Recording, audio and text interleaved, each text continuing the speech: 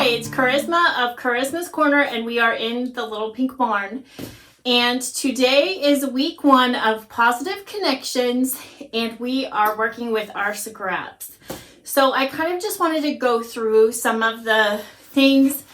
You'll want to follow along on my newsletter. You'll just go to my site and it should come up with a pop-up block that says sign up for my newsletter. Just sign up for that, and I will put the weekly patterns into the newsletter so you're not having to get an extra email or anything like that. They go out every Wednesday, and then I'll be dropping a video every Saturday starting February 15th. So you'll get the pattern on Wednesday, and on Saturday will be the video. We will be using the smallest of scraps. So other than your background, I think the biggest scrap that we have is 3.5 inches wide. So, yeah, we're using a bunch of little bitty scraps. So this will be your best friend. So Positive Connections is really a fun way to think about homesteading and quilting and all of those things of recycling, repurpose, reusing. I love that whole concept in homesteading. I save jars from the store so I can put my freeze-dried fruit in it, or, you know, whatever. Like, there's just so many things to repurpose and reuse. And as we have been remodeling the barn, the house, we try to save any of that savable wood and repurpose it in some other way. And, you know, even as we're building, we're sort of thinking of all of these ways that we can salvage this or that and turn it into something else. So this summer we plan on building a new chicken coop using the framework that we have on this shed behind the barn. And then the old chicken coop, I'm going to keep the frame, take the wood off, and turn it into my new greenhouse because it's near my garden. And I sort of just love that whole concept of not destroying something, reusing it, and, you know, letting it work for you in the way that you want it to work. So on top of all these little scraps, we have a background fabric that you need to choose. So I am just using my,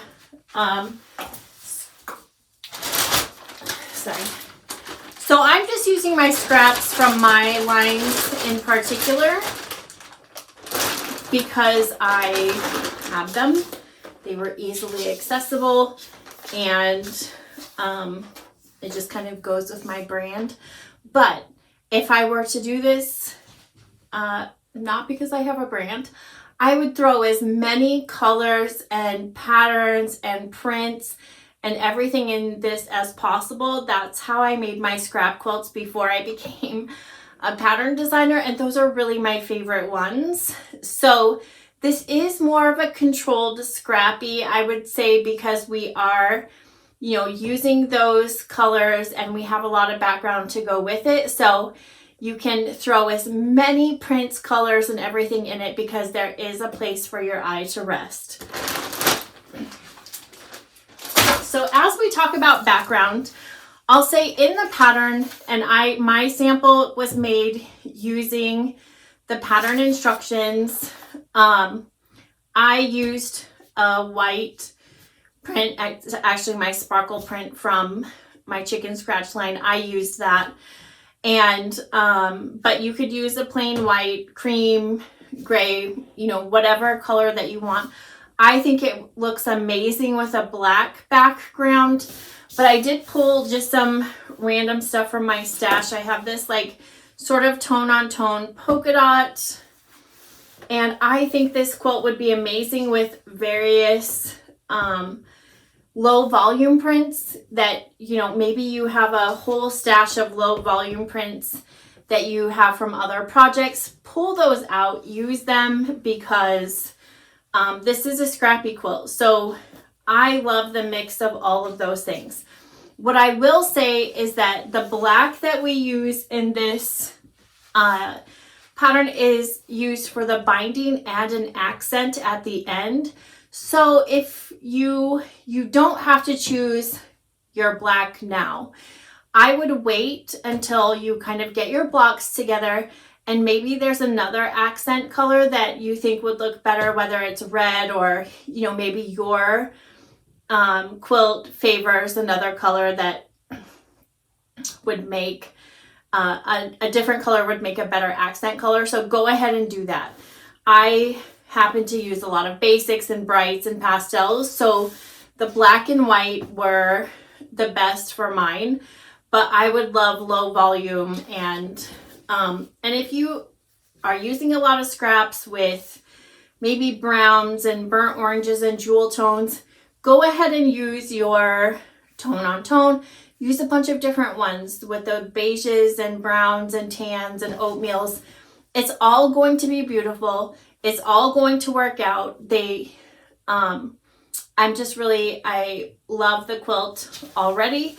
Mine is getting ready to be quilted on the frame. I just have to get my back, figure out what my backing is, but I finished the quilt this morning, and I am so pleased with the outcome. So I hope you will be at the end of this journey as well. So now that we've talked about fabrics a little bit, let's just go ahead with our week 1 instructions. So on the cover of your pattern, you'll have positive connections. It's a 7-week mystery. You have a little picture of the little pink barn. And of course, Betty White, which was a chicken that was here when we moved here. She was a little Banny. She just passed away a couple months ago. But anyway, I never thought I would be emotional over a chicken, but she was such a good mom, and she really was the chicken that was the gateway drug into homesteading and everything for me, and made me fall in love with the chickens, really. And she wasn't even particularly nice. She just was such a good mom. And when I struggled with the transition of moving here and doing all of this, I needed that escape, and she provided that. And so 2.5 years with her, but we were her third owner, so none of us really knew how old she was. And so she just got to live a long life here on our little homestead. And that's what we do with all of our chickens. We don't eat them. They just get to live a long life until the good Lord takes them. So, through the course of the weeks, we have some cutting to do that we're going to save for further weeks, but we're just trying to kind of split that up so you're not having to cut a whole bunch out at once. So we have some cutting for our backgrounds that we're not really going to use this first week. So you have that list, and then you need 384 1.5-inch squares of various colors. I know that seems like a lot, but once I started cutting, it went together pretty easily. It was just so easy to pull out a whole handful of scraps at a time and just kind of start cutting them. I didn't put them in any color or separate them. I just did piles of 10 until I got to 100. Then I did, and cut those. So what we're going to be making is just a row of 8 different colors in a line, and that's all we're doing. So it's a really great time to just get those cut, do some chain piecing, and get it done. So let's get started.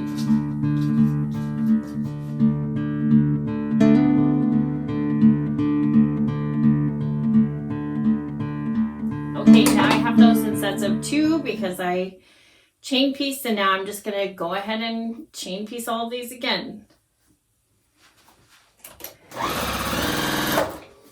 When I did this, I just put on Netflix and just kind of had a binging session and got these all done.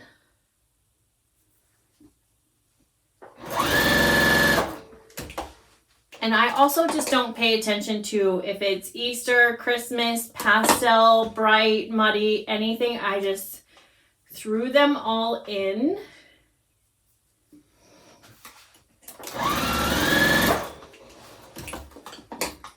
Okay, and now we have our little strip of 8. See this? We have our little strip of 8.